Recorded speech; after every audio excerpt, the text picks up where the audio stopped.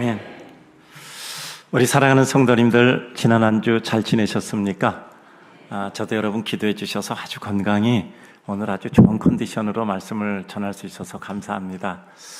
제가 요 근래 들어서 가장 많은 잠을 잔 토요일이었던 것 같아요. 오늘 일어나니까 날아갈 것 같습니다. 여러분들이 기도해 주셔서 이렇게 건강하게 주의 사역을 이루고 있는 것 감사하게 생각합니다. 전도서 9장 4절, 우리가 자주 인용하는 구절을 보면 산 개가 죽은 사자보다 낫다라는 말씀을 하고 있습니다. 모든 산자들 중에 들어있는 자에게는 누구나 소망이 있음은 산 개가 죽은 사자보다 낫기 때문이라 라고 말씀하고 있죠. 우리에게 주어진 삶의 호흡, 그리고 내가 누군가를 식별할 수 있고, 혹은 우리가 앞을 보지 못해서 누군가를 음성으로 식별해야 한다 할지라도 우리 삶의 무엇인가의 식별, 그리고 상대의 뜻을 알아듣고 내가 전하는 것을 상대가 또 인식할 수 있다는 것은 큰 축복입니다. 오늘도 나의 하루의 호흡이 하나님의 축복임으로 느끼는 주의 성도들의 은혜 있기를 주님의 이름으로 축복합니다. 특별히 한 번 더 예배를 드린다는 게 얼마나 감사한 것인지 우리의 삶 속에 기쁨과 영광이 되시기를 소원합니다. 자, 오늘 말씀 나누고자 합니다. 오늘 말씀은 이스라엘이 하나님의 은혜로 다윗이 나라를 얻게 되고 왕이 되는 모습을 오늘 성경은 이렇게 표현하고 있습니다. 이 사람들이 온 이스라엘과 더불어 다윗을 힘껏 도와 나라를 얻게 하고 그들을 세워 왕으로 삼았다라고 말씀합니다. 다윗이 나라를 세우고 다윗이 왕이 되었다라고 기록되지 않았습니다. 어떤 단어로 표현할까라고 생각하다 참 신묘하게 표현하고 있구나라고 이 신묘라는 언어로 서술을 하기로 했습니다. 어떻게 이런 기술을 할 수 있을까? 역사의 시각입니다. 다윗이 나라를 얻은 게 아니라 이 사람들이 다윗을 도와 나라를 얻게 하고 다윗이 왕이 된 것이 아니라 그들이 다윗을 세워 왕으로 삼았다라고 표현하고 있습니다. 이 시각에 대해서 살펴봅니다. 첫 번째입니다. 오늘은 두 가지에 대해서 말씀드립니다. 한 가지는 하나님의 역사는 세워지는 사람과 그를 세우는 사람의 힘을 앞에 이루는 말씀 성취로 이루어집니다. 하나님의 역사는 그 하나님의 뜻을 충성되이 수행하여 이루는 자들에 의하여 이루어지게 됩니다.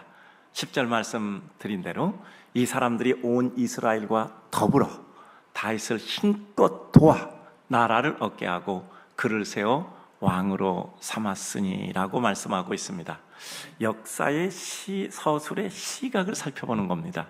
왜 역사는 다윗이 나라를 얻고 다윗이 왕이 되었다라고 표현하지 않고 이 용사들의 이름을 기록하고 그들이 다윗을 도와 나라를 얻게 하고 그들이 다윗을 세웠다라고 말씀할까요? 더욱이 그 뒤에 한마디가 더 붙어요. 이렇게 함이 말씀을 이룸이라고 말씀하고 있습니다.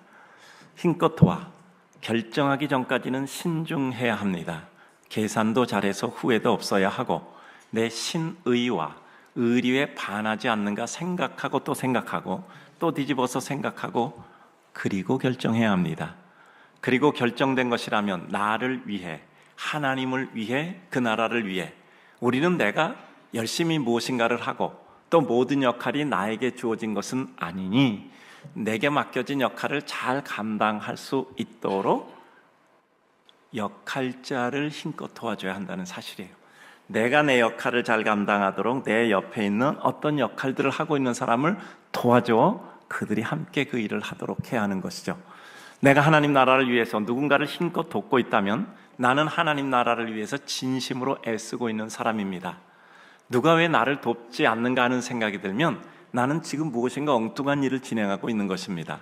내가 잘 되는 사람, 내가 잘 되기 원하는 사람은 결국 나 혼자 할 수 없다는 것을 깨닫고 그래서 다른 일을 돕게 됩니다. 내가 주인공이 아니어도 내 역할 잘하면 가장 빛나는 이가 됩니다. 하나님은 정확한 관전자입니다. 긴 시간 나온 사람을 주연이라 그래요. 누가 주연인가? 라고 하면 그 영화나 드라마에 가장 많은 분량을 얼굴 비친 애가 주연이 되는 겁니다. 그러나 시간이 지나면 그 가운데 빛나는 한순간을 이루어 전체를 또 더 빛나게 하는 순간과 사람을 발견하게 됩니다. 그래서 그 사람은 다음의 기회에 더 큰 역할을 맡게 되죠. 인생에 있어서 가장 큰 저주는 시기와 질투의 심정에 사로잡히는 것입니다. 사단의 주무기는 바로 이 시기와 질투입니다. 에덴 동산에서 하나님께 대한 시기 질투로 사단은 아담에게 다가서서 아담은 여지없이 걸려듭니다. 먼저 하와에게 그리고 아담에게 차례로 이와 같은 시기와 질투로 다가가 그들을 무너뜨리는 거죠. 다른 사람 힘껏 돕는 자, 하나님 나라를 위해 내가 누구를 돕는 것이 하나님께 유익한가를 생각해 그 일을 이루는 자, 위대한 사람입니다. 누구에게 받고자 하면 우리는 인생 끝납니다. 내가 누구에게 주지 못해서 안타깝고 그 기회를 자꾸 만들지 않은 사람은 결국 지속적으로 쓰임을 받습니다. 나라를 얻게 하고 내가 누구를 도와서 그 사람이 하나님의 일을 잘하게 되었습니까? 하나님이 영광을 받으십니다. 그리고 그 영광의 빛 가운데 우리도 영광의 은총을 입습니다. 저는 우리 성도님들이 하나님께 칭찬받는 이들 되기를 기도하고 소원합니다. 그가 잘 되면 내가 위축되는 것이 아니라 진심으로 기쁜 하나님의 장대한 백성이 되어야 합니다. 자신이 있으면 자아신뢰감, 자존감이 있으면 자존용감이 있으면 시기 질투가 없고 진심으로 축복을 해줄 수 있습니다. 나라를 얻게 해주십시다. 우리는 그보다 크잖아요. 그래서 우리로 말미암아 우리는 누군가가 그것을 얻게 해주면 돼요. 다른 사람이 유익을 찾고 얻고 꾸던 꿈을 이루게 도와주는 사람은 그보다 훨씬 더 큰 사람입니다. 기쁘고 감사하잖아요. 커지면 시기 질투가 없어져요. 그가 작아져서 내가 위로받는 것이 아니라 내가 커지면 됩니다. 그가 망해서 나를 위로하는 것이 아니라 그가 잘 되는 것을 보고도 내 마음이 기쁘면 내가 이만큼 컸구나 하고 행복하면 됩니다. 내 곁에 사람 지켜주지 못하는 사람은 자기도 지킬 수가 없습니다. 벽이 없어지면 모든 화살이 나에게 직접적으로 다 다가오기 때문이죠. 그를 세워 왕으로 삼았으니 하나님의 뜻을 이루는 것이 축복입니다. 다윗이 스스로 왕이 된 것 아니고 용사들이 그를 왕으로 세웠던 겁니다. 우리 인생 내가 된 것 아니고 모두가 힘을 합해 내가 만들어진 것입니다. 잘난 척할 것도 없고 남을 없이 여길 것도 없습니다. 또 그를 시기할 필요도 없습니다. 내 앞에 옆에 있는 사람 다 내 작품입니다. 저는 늘 그런 생각합니다. 성도가 잘 되면 죄송합니다. 목사의 기도의 작품이기도 하고 말씀의 작품이기도 하다고 스스로 믿고 있습니다. 그래서 감사하고 감격합니다. 제가 목사로서 반듯하게 흔들리지 않고 사역을 한다면 그것은 성도님들의 작품입니다. 저는 목사로서 가지고 있는 우리 성도님들께 드릴 수 있는 가장 큰 선물은 제가 모든 사역을 마치고 우리 성도님께 그래도 우리 목사님이 이러저러한 과정 속에서도 과정 잘 마치고 그 사역의 역사 속에 의미로 남을 수 있어서 감사하다. 그래도 우리 목사님 위해 기도한 것 이루어져서 감사하다 생각되기를 기도하고 있습니다. 목사는 성도들의 작품이에요. 기도해 주셨잖아요. 위로하고 격려해 주시고 같이 힘 앞에 협력해 주셨잖아요. 그래서 사람은 얼굴을 보고 그를 믿는 것이 아니라 그의 등을 보고 그를 믿는 것이라고 늘 생각합니다. 표정이요 현란하잖아요. 언어, 말이요 현란하게 할 수 있잖아요. 그러나 말이 아니라 표정이 현재적 모습의 표정이 아니라 그가 남긴 삶의 자체가 모든 말을 하고 표현하고 그 삶을 증거하는 것입니다. 여러분, 우리의 평가는 우리가 살아온 삶의 자치로 이루어지는 우리의 등을 보고 최종적으로 이루어지는 것이지 현재 짓는 표정과 현재 내가 발언하는 음성의 언어로 이루어지는 것은 아닙니다.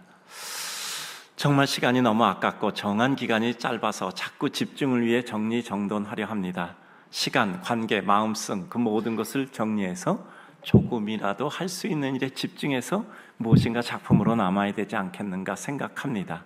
사람 세우고 마치고 싶고 가고 싶고 긴 호흡으로 오래 보며 역사 속의 호흡 속에 남을 일에 한 삽이라도 더 흙푸고 물기로 주고 뿌리고 가고 싶은 것이 우리 인생 아니겠습니까? 역사의 시각, 내가 왕이 되고 내가 나라를 얻은 게 아니잖아요. 다윗이 그 용사들이 그를 힘껏 도와 나라를 얻게 하고 그 용사들이 그를 왕으로 세웠다고 말씀하고 있잖아요. 내가 이렇게 지금이라도 된 것이 있다면 우리 주변에서 나를 위해서 그렇게 수고하고 애쓴 사람이 있는 겁니다. 고마운 것이죠. 하나님의 뜻을 이루는 것은 인간 관계를 넘어 말씀을 이루는 믿음의 행위와 삶입니다. 그들이 이렇게 할 수 있는 것, 그 용사들이 이렇게 할 수 있는 것, 10절 뒤에 나오죠. 이는 여호와께서 이스라엘에 대하여 이루신 말씀대로 함이 어떠라 라고 말씀하고 있습니다. 내 정서, 감정, 내 느낌, 내 성향, 내 취향, 내가 원하는 기준, 내가 원하는 원칙, 그것을 넘어서는 더 큰 대원칙이 있는데 하나님의 말씀대로 함입니다. 사랑, 은혜, 용서, 자비, 선함, 착함, 그리고 진정한 하나님의 뜻을 이루기 위한 애틋한 심정이죠. 단선과 복선에 대해서 이 교회는 수없이 말씀을 드렸어요. 그래요. 하나님만 바라보고 하나님의 말씀만 바라보고 갈 때 말씀으로 순간과 상황과 진행에 확신을 부여받게 됩니다. 우리는 우리의 심정과 결정에 혼돈하거나 방황할 필요 없이 이것이 하나님의 뜻이라는 확신이 들 때까지 생각하고 기도하고 확신이 선다면 좌고 우면할 필요 없이 가는 겁니다. 나는 이 시간 웃어도 화내도 기뻐도 슬퍼도 말씀을 이루고 있는 중인가? 화내도 말씀을 이루고 있어야 돼요. 슬퍼도 말씀을 이루고 있어야 돼요. 웃어도 말씀을 이루고 무엇을 해도 말씀을 이루고 있어야 합니다. 우리가 생각할 기준은 하나님의 말씀을 이루는 것인가 아닌가에 대한 확신 여부입니다. 확신이 서지 않으면 시작하지 말고 시작했으면 후회하지 말아야 됩니다. 우리 성도님도 우리 삶 속에서 후회라는 것은 우리에게 어떤 도움도 주지 못합니다. 언제나 인생은 대강 생각하고 어려움은 후회하고 다시 돌이키고 시간 지나면 그 돌이킨 것을 더 가슴 아파하고 늘 감사하는 삶이 아니라 후회하는 삶이 돼서 인생이 시들어가는 것입니다. 생각이 결정이 안 될 때 이것이 하나님의 말씀을 이루는 것인가 아닌가에 대해 집중해서 파악해야 합니다. 확신이 안 되면 말씀 묵상하며 들으며 깊이 회상하며 하나님의 자비를 구해야 합니다. 성령께서는 말씀을 구하는 자에게 그 말씀을 실현할 확신까지 주십니다. 어떤 경우도 과정이나 결과에 대해 후회하지 않을 자신이 있을 때 결정해야 돼요. 내가 이때까지 기도하고 말씀 가운데 비춰보고 한 결과 내 인생에서 최악의 경우가 일어나고 내가 생각지 않았던 어떤 결과가 일어나도 나는 거기에 대해서 후회하지 않는다라는 생각 들지 않으면 하지 마세요. 어떤 최악의 결과, 내가 원하는 것 정반대의 결과가 일어나도 나는 그것이 하나님의 뜻이라고 믿고 그것 들고 다시 부활하여 어떤 일을 할지언정 내가 한 모든 생각과 행위에 대해서 후회하지 않는다. 그 생각 드셔야만 실행하세요. 그래야 원망, 핑계, 한탄, 내 인생에 대한 자괴감 거기서 벗어나게 됩니다. 하나님의 말씀의 지배를 받았으니 결국 합력하여 선을 이루겠지라는 소망을 가지게 되죠. 그리고 산을 옮기는 겨자씨만한 믿음 가지고 결국 어려운 결과가 나올지라도 그것을 부활의 능력을 발휘하여 산을 결국은 옮겨내는 믿음의 역사를 이루어야 합니다. 내가 말씀을 이루고 있다는 확신과 기쁨이 내 삶의 완성을 위한 과정과 언덕을 넘어갈 수 있게 해야 됩니다. 저도 교회 일 42년 했어요. 제가 교회에서 사례비를 받아서 생활을 한 지가 42년이 된 겁니다. 전에 교회에서 8년, 이 교회에서 34년, 42년을 지내면서 느낀 것이 있습니다. 마음 먹고 생각대로 되는 것은 단 한 가지도 없습니다. 단 한 가지도 없어요. 다 수많은 우여곡절이 있고 엎어지고 일어나고 자빠지고 또 다시 깨어나고 산을 오르고 내리고 강을 건너는 하는 이와 같은 과정은 그저 상수예요. 언제나 있는 일입니다. 어떤 일이건 어렵지 않은 일 없고 시련 없는 일은 없습니다. 늘 말씀드리잖아요. 부패된 인생을 믿지 말라. 다만 그 순간의 진실을 소중히 여기라. 인간은 부패돼서 약속을 지킬 능력이 없습니다. 그러나 그것은 우리가 판단할 것은 아니고 있는 그대로의 모습이고 그 가운데 그가 비쳤던 그 순간의 한순간의 진실을 바라보며 보물로 삼아 내 가슴의 아름다운 추억과 기억으로 삼아 그것으로 인생을 따뜻하게 보는 거예요. 우리 삶의 어려움을 넘어설 수 있는 것은 우리의 삶의 습관입니다. 실패도 습관입니다. 후회도 습관이고 원망과 핑계도 습관입니다. 딱 그 지점 가면 꺾어져요. 딱 그 지점 가면 후회해요. 딱 그 지점 가면 원망과 핑계가 나온단 말이죠. 우리가 어떤 일을 이루는 것도 참고 인내하는 것도 습관입니다. 그 지점까지 가서 꺾어져야 되는데 꼭 그 지점에서 다시 일어난단 말이죠. 늘 말씀드립니다. 인생의 변화는 생각이 바뀌면 말이 바뀌고, 말이 바뀌면 행동이 바뀌고, 행동이 바뀌면 습관이 바뀌고, 이 습관이 바뀌는 것이 인생의 바뀜입니다. 이것이 반복될 때 우리 삶의 사고틀이 확인되고 새롭게 확장되어 세워지는 것입니다. 몇 날 이거 팔아먹고 내가 원하는 온도 날씨가 있어지는 때는 없습니다. 그러면 세상 망하죠. 세상이라는 것은 순환을 통해서 이와 같은 모든 것들이 연결고리를 이루어가게 되어 있습니다. 내가 불완전하고 부정확한 인생인데 내가 원하는 대로 되면 인생 무너지는 거죠. 우리 아주 유치할 때, 어렸을 때 이런 생각했어요. 야, 정말 세상이 내 마음대로 이렇게 된다면 세상은 천국이 될 거야. 저도 그렇게 생각했다니까요. 근데 나중에 조금씩 더 알고 보니까 야, 세상이 나하고 똑같은 사람만 살면 세상 망하겠다, 이런 생각이 들잖아요. 우리가 의로웠습니까? 우리가 모든 것이 바릅니까? 그건 내 생각이고 하나님의 기준에서는 아닌 것을 점차 깨닫잖아요. 우리가 성숙하다는 것은 우리의 유치를 깨닫는 것이잖아요. 두 번째입니다. 다윗의 갈망과 용사들의 성취, 그리고 그들이 함께 이룬 역사의 향기예요. 오늘 성경을 보면 아주 향기롭잖아요. 블레셋과 대치 중 다윗이 블레셋 진영에 있는 베들레헴 우물물을 마시고 싶다라는 지나치는 말로 한탄을 합니다. 자, 이 블레셋은 저 베들레헴 성문 그 지역에 이제 진치고 있고, 자기들은 산성 지역에 진치고 있단 말이요. 그런데 정말 저 베들레헴 그 성문 곁에 있는 저 우물을 내가 좀 마셨으면 좋겠다. 뭐 또 말라겠지만 그 모든 것이 가지는 의미가 있지 않겠습니까? 근데 그 말을 용사들 중에서도 30용사 중에서도 3명이 그들의 가슴 속에 딱 꽂혔던 거예요. 3명의 용사가 등장합니다. 그리고 이들은 혈로를 뚫고 목숨을 걸고 적진에 가서 그들을 해치고 그 우물물을 떠다 다윗에게 줍니다. 그러나 다윗은 그것을 먹지 않습니다. 마시지 않아요. 이건 너희의 목숨값 아니냐? 너희는 목숨을 걸고 피를 흘리며 너는 이와 같이 이것을 구해왔는데 나는 너희 피를 마실 수 없다. 그리고 그 물을 하나님께 부어서 제사를 드립니다. 다윗의 갈망과 그 갈망을 파악한 충성된 용사들의 결기로 전쟁의 승패는 이미 끝난 겁니다. 다윗이 갈망하여 이르되 베들레헴 성문 곁 우물물을 누가 내게 마시게 할꼬. 이 세 사람이 블레셋 사람들의 군세를 돌파하고 지나가서 베들레헴 성문 곁 우물물을 길어가지고 다윗에게로 왔으나 라고 말씀하고 있습니다. 여러분, 역사 속에서 한마디를 파악한다는 게 얼마나 의미 있는 것인지 알죠? 저 베들레헴 성문 곁에 있는 그 우물물을 내가 마셨으면 이것이 가지고 있는 의미가 있잖아요. 여러분에게 제가 의미에 대해서 한 가지만, 이거 돌멩이거든요. 여러분에게 여러 번 얘기해서 아실 텐데 무슨 돌인지 아실 거예요. 오늘 처음 보셨죠? 제 책상에 있어서 뭐 종이 눌러놓기도 하고 책갈피 눌러놓기도 하는 딱 이 돌이에요. 여기 240억짜리 돌입니다. 240억짜리 돌이에요. 이게 훔쳐가지 마세요. 팔 수가 없습니다.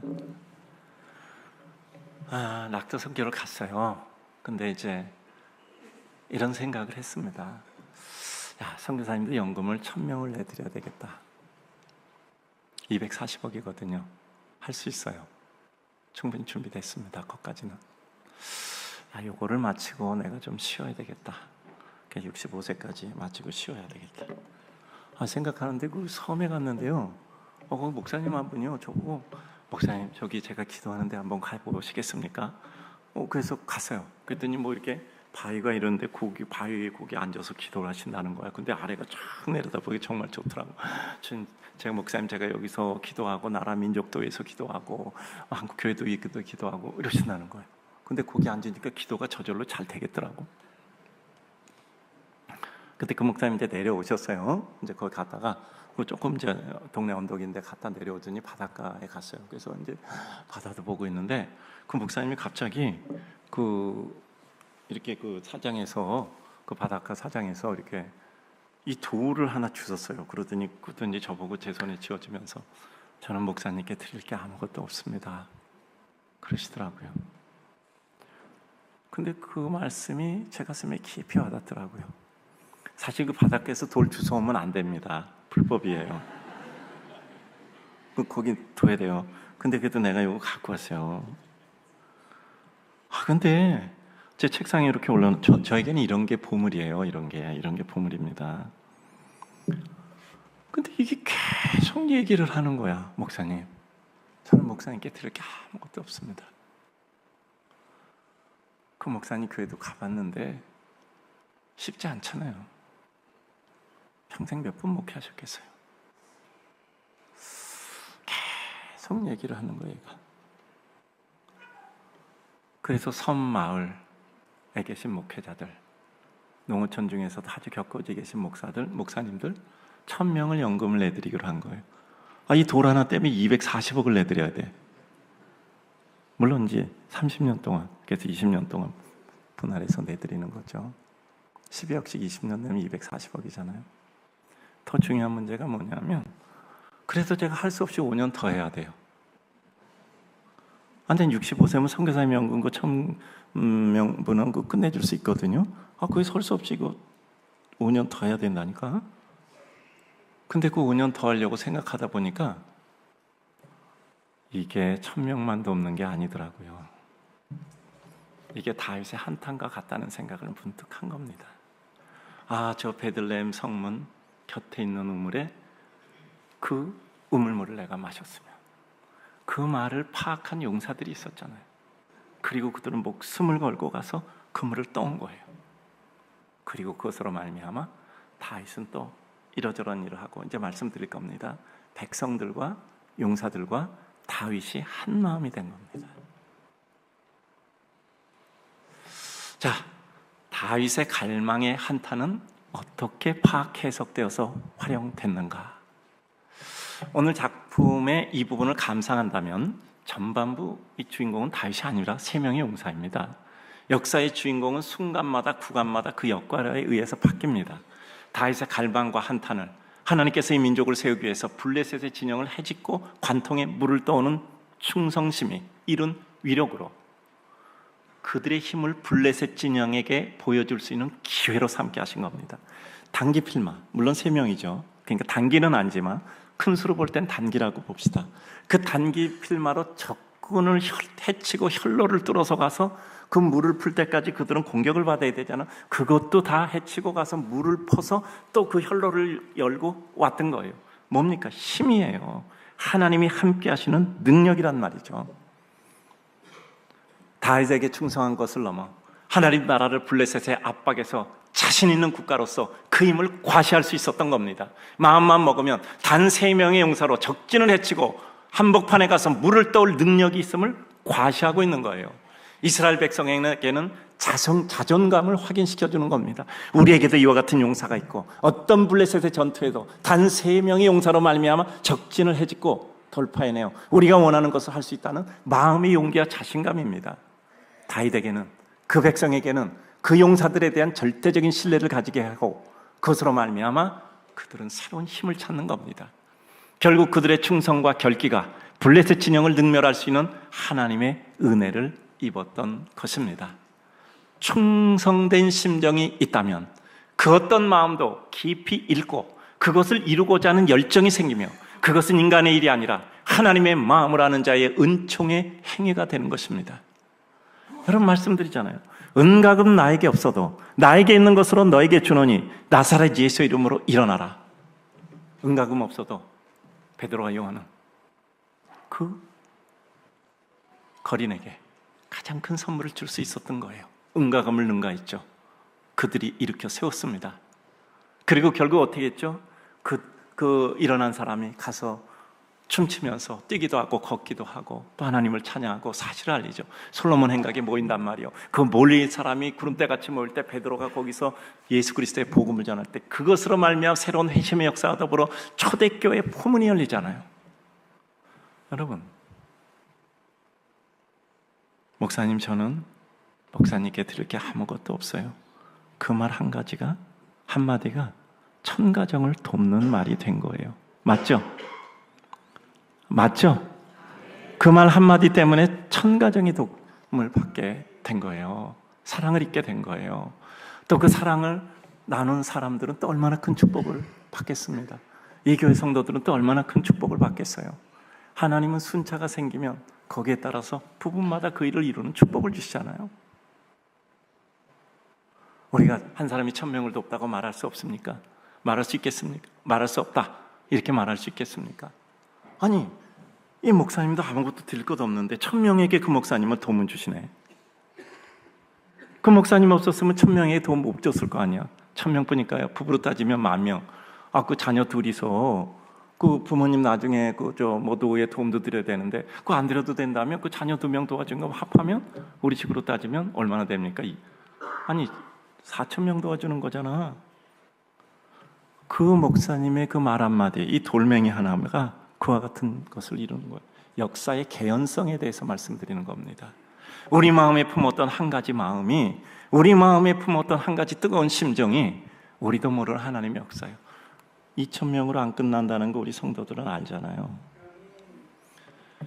결국 삶이란 신뢰에 대한 결의와 결기로 이루어져 모든 것을 능가하는 은혜 입는 능력으로 새 역사와 신화와 전설을 기록하는 겁니다. 시련과 장벽을 두려워하지 않고 우리는 그 순간 하나님을 돌아보며 그 나라를 돌아보며 나를 돌아보고 하나님의 품을 향해 뛰어드는 심정으로 역사의 절벽을 기어오르고 역사의 절벽에서 뛰어내리기도 하는 은혜를 입어야 합니다. 하나님이 우리를 받아주심을 우리는 체험을 통해 익숙하니 하나님의 은혜에 익숙한 성도, 하나님의 축복에 익숙한 성도, 하나님의 사랑과 은혜를 체험하는 일에 익숙한 성도가 되는 것입니다. 혼을 다한 충성과 진정을 다한 아낌과 배려로 새로운 빛의 시대를 열어가는 겁니다. 용사들의 핏값을 무릅쓴 물을 마시지 않고 그 물을 부어 하나님께 제사를 드리는 다윗의 진정성이 그 다음에 등장하잖아요. 이와 같은 상호 신뢰와 아낌없이 확인되는 빛의 시대가 열리는 것입니다. 19절에 이렇게 기록합니다. 이르되 내 하나님이여, 내가 결탄코 이런 일을 하지 아니하리라. 생명을 돌아보지 아니하고 갔던 이 사람들의 피를 어찌 마시리까 하고 그들이 자기 생명도 돌아보지 아니하고 이것을 가져왔으므로 그것을 마시기를 원하지 아니하니라. 세 용사가 이런 일을 행하였더라. 3명의 용사가 그들의 목숨을 걸고 길어온 핏값을 담보로 길러온 물을 마시지 않고 다윗이 하나님께 보고 대사를 드린 다윗의 진정성이 화답을 이루어 이른 역사의 한계예요. 서로의 신뢰와 아낌의 확인과 확보는 흔들릴 수 없는 초기 국가의 연약함을 견고함으로 순간에 바꿔버린 겁니다. 그 어떤 순간도 우리는 그 순간을 하나님의 은혜를 이룰 순간으로 삼아야 됩니다. 그 어떤 순간에도 우리가 그 순간을 통해서 이룰 하나님의 때와 역사와 은혜의 향기의 바람은 있는 거예요. 그 어떤 작은 것도 우리는 하나님의 역사를 이룰 능력의 지팡이로 삼아야 돼요. 우리 예배당 들어와서 비전 선포식 할 때 말씀드렸죠. 지렛대와 물매에 대해서 말씀드렸습니다. 지렛대 하나로 바위를 들고 물매 하나로 궤적을 그려서 그것이 새 역사의 포물선을 이룬다. 오늘도 말씀드리고 또 수없이 말씀드렸잖아요. 누군가의 한탄과 필요의 절규를 듣고 볼 때 그것이 우리 삶의 위대한 역사를 이룰 하나님의 은혜 기폭제요, 우리를 부르는 축복의 부르심이 되어야 됩니다. 누군가를 긍휼히 여기는 마음이 우리 삶의 짐이 되는 것이 아니라 우리의 능력이 되는 거예요. 돕고 싶어요? 힘이 없고 가진 것 없어요? 끝난 것 없어요? 아닙니다. 은가금 없어도 내게 있는 것 찾아야 되니 결국 이와 같은 사도행전의 역사가 일어나는 것입니다. 저는 요즘 강력하게 도전을 받습니다. 교회는 과연 천국이 될 수 있을까? 포기할 것인가? 아니면 그래도 잃어보려고 바둥거릴까? 생각하면 다 생각 말고 편히 살고 싶어도 우리는 그렇게 되지도 않잖아요. 그렇게 살 수도 없잖아요. 또 그것이 기쁘지도 않은 하나님의 백성이잖아요. 우리는 우리 힘이 필요한 누구에겐가 기쁨이 되고 위로가 되고 힘과 능력이 되는 것이 차라리 편안한 하나님의 백성이잖아요. 그것을 외면하는 아픔보다는 오히려 그것을 위해서 값치르는 것이 더 편안한 사람들이잖아요. 다윗의 탄식 소리가 이 3명의 용사들에게는 하나님의 음성으로 들렸던 겁니다. 3명이 적진을 가르고 물을 떠왔어요. 물이 아니라 신뢰, 충성, 헌신, 나라를 세우는 백성들에게 하나님 백성의 위대함을 보여주는 것이잖아요. 우리 성도님들, 기도하고 어려운 일 이루시면 그 한 번이 아니라 많은 분들에게 용기와 소망을 주는 겁니다. 어떤 경우도 여러분 살아있으면 하나님께 감사하셔야 돼요. 그리고 어떤 최악의 경우에도 이런 생각하셔야 돼요. 내가 만약에 이 최악의 경우를 딛고 일어선다면 나 하나로 끝나지 않고 나와 동일한 여건에 있는 수많은 사람들이 용기를 얻으리라. 우리는 그 순간 공인이 되는 겁니다. 공적인 사명을 감당하는 사람에게는 공적인 능력이 주어지는 거예요. 나 하나의 힘이 아니라 공적인 능력이 하늘에 임하여서 그 일을 이루게 되는 겁니다. 하나님의 연출은 기묘하고 놀랍고 수준 높은 최고의 작품입니다. 그 백성 세우고 경고케 하며 묶고 서로 엮어주시기 위하여 그 작은 한탄의 순간까지도 사용하심으로 그 나라와 다윗과 백성을 신뢰로 세우시는 하나님이에요. 우리 마음의 순간에 한 줄기 바람처럼 스치는 생각들을 절대 여러분 그냥 지나쳐버리면 안 돼요. 저는 생각만 나면 메모를 하거든요. 자나 깨나. 근데 어느 날 살펴보면 그 가운데 한 가지 놀라운 마음의 심정의 언어들이 새겨집니다. 작은 순간까지도 충성을 다하는 마음으로 바라보면 그것을 통해 이루시는 하나님의 역사가 분명합니다. 이 사건은 물 한 모금의 사건이 아니라 다윗과 그 용사들, 초기 연약한 나라 백성들이 서로를 신뢰함으로 세우시는, 그리고 세워지는 사건으로 하나님의 큰 역사를 베푸신 축복의 순간이에요. 작은 빛의 순간도 놓치지 말고 우리는 은혜의 순간으로 만들어야 합니다. 우리는 순간마다 하나님의 이 놀라운 연출력을 파악해서 우리의 순간순간 무엇 하나, 내 손에 쥐어진 그 어떤 작은 막대기, 돌멩이 하나를 가지고도 인생의 작품을 만들어야 돼요. 이 작은 교회 하나라도 충분히 이 세상 들어올릴 지렛대로 사용될 수 있음을 우리는 믿습니다. 그래서 기도하고 하나님의 은혜와 영광 속에 사용되기를 힘다해 이루고자 합니다. 우리 성도님들 한 분 한 분이 별이 되셔야 돼요. 한 분 한 분이 큰 산이 되셔야 돼요. 한 분 한 분이 큰 나무가 되셔야 합니다. 새 용사가 이런 일을 하였더라. 역사는 이렇게 기록되는 거예요. 새 용사가 이런 일을 하였더라. 우리 분당교환께 성도 하나하나가 이런 일을 하였더라. 역사에 대한 기록입니다. 우리 삶이 기록됩니다. 우리 인간의 삶 속에 의미 없는 것 같아도 역사는 하나님의 영혼의 돌판 위에 새겨집니다. 나는 어떻게 기록될 것인가? 무엇으로 남을 것인가? 내가 무엇을 남기고 내 등을 보이고 내 삶의 무대에서 내려올 때 내 등을 보고 사람들은 무엇을 느끼겠는가? 우리는 우리의 등을 보고 우리의 삶을 결산하고 바치는 겁니다. 내 등은 내가 못 봐도 내 등은 내가 아닌 역사와 내 뒤에 있는 사람들이 보고 그들의 길을 결정하는 겁니다. 어떻게 우리의 등은 기억되고 싶습니까? 진실했던 사람, 약속을 지켰던 사람, 따뜻했던 사람, 허물이 없어서가 아니라 사랑스러운 사람, 진정으로 인생들을 사랑했던 사람, 작은 성의를 크게 보아주고 큰 허물을 덮어주었던 사람. 우리는 과연 무엇으로 남을 것인가? 사랑을 남기고 갑시다. 은혜와 축복을 남기고 갑시다. 오늘 말씀 맺습니다. 멋진 충성이 이룬 역사의 향기. 이것은 다윗이라는 사람만이 아니라 하나님이 세우신 각 사람의 역사에 대한 그들의 책무를 감당하는 것입니다. 우리는 때때로 우리가 살아온 삶의 모습 속에서 우리의 한계를 정하고 때로 우리는 받아온 삶의 상처 때문에 우리의 한계를 정하게 될 때가 있습니다. 그러나 어느 순간 하나님께서 우리들에게 역사의 향기에 대한 꿈을 주시고 우리들에게 그의 은혜의 폭포수를 부어줄 때 우리는 새로운 세계를 열어가는 것입니다. 어떻게 하면 나 하나가 아니라 우리가 되고 어떻게 하면 우리를 넘어서 하나님 나라 전체에서 어떤 것이 더 유익할까 생각하면 답이 되죠. 여러분, 이 말씀 한번 깊이 생각해 봅시다. 세상은 잔 계산에 능한 사람이 이기는 경기장이 아니에요. 작은 계산에 능한 사람이 이기는 경기장이 아니고 언제나 큰 계산에 능한 어리숙해 보이는 사람이 늘 그 마지막 결승선에 먼저 들어갑니다. 믿음으로 주님 바라보고 내 판단 버리고 주님의 선택을 따르는 사람입니다. 저는 우리 성도들이 보아스의 축복받기를 기도합니다. 규모의 축복받기를 기도합니다. 누군가 가서 이삭을 주스러 와요. 그럼 어떻게 합니까? 하인들을 시켜서 저녁에 미리 좀 더 뿌려놔라.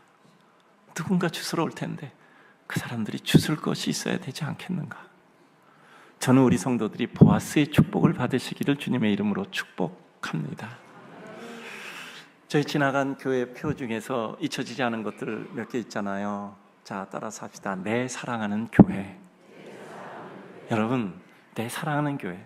그저 이 짧은 문구 하나 봐도 우리 마음이 뭉클해지잖아요. 내 사랑하는 내 식구, 가정들, 내 사랑하는 내 주변의 사람들, 내 사랑하는 내 민족 국가, 내 사랑하는 이 세계 사회, 가장 도움이 필요한 사람들. 자, 따라서 합시다. 잡석이 보석되자. 여러분 기억하죠? 여러분 그때 이 표 되게 좋아하던데요. 잡석이 보석되자. 그죠? 아직까지도 원석 상태로서 잡석처럼 보이지만 갈고 닦아 우리가 보석이 되는 거죠. 오늘은 이 말씀 드리려고 해요. 자, 따라서 합니다. 보석은 빛날 때까지만 보석입니다. 이거 다른 말로 표현하면 이 말이 되더라고. 여러분 강단에서 이런 비속어 써서 죄송한데요. 근데 맞아요. 자, 따라서 합시다. 메뚜기도 한철이다. 그래요. 메뚜기도 한철이에요. 보석은 빛날 때까지만 보석입니다. 내 시간에 맞춰주지가 않아요. 늘 말씀드리잖아요. 우리가 어느 날 내 생각 정리하고 내가 좀 이렇게 살아야 되겠다고 생각할 때 우리가 주려고 하는 그 도움을 다른 사람이 원치를 않아요. 받으려고 하지 않아요. 어느 때 이렇다고 내가 문 두드리고 내가 누구한테 가서 도움을 주러 가고 싶다 해서 가서 문 두드리는데 이런 얘기 들릴 때 있다니까. 나 없다 해라. 나 없다 해라. 우리가 어떤 마음을 가져도 우리 마음의 진심을 받아들이고 싶지 않은 그런 때가 우리에게 올 수 있단 말이야. 지금 하셔야 돼요. 메뚜기도 한철이라 그랬잖아요. 보석이 빛날 때까지만 보석이라 그랬잖아요. 어느 날 우리 빛이 가려질 때가 있어요. 빛날 때 우리가 무엇인가를 할 수 있을 때, 내가 가진 것이 있을 때, 누군가가 나의 도움을 필요로 할 때, 누군가가 내가 그 곁에 있으면 기뻐할 때, 그때 우리가 할 수 있는 선함과 착함을 이루셔야 합니다. 큰 생각부터 하세요. 나 하나 먼저 생각하면 늘 문지방에 걸려 넘어져요. 충성은 힘을 써 사람 세우고 그것으로 하나님의 말씀을 이룸입니다. 눈물로 씨 뿌리고 기쁨으로 거두는 하나님의 백성 되기를 주님의 이름으로 축복합니다.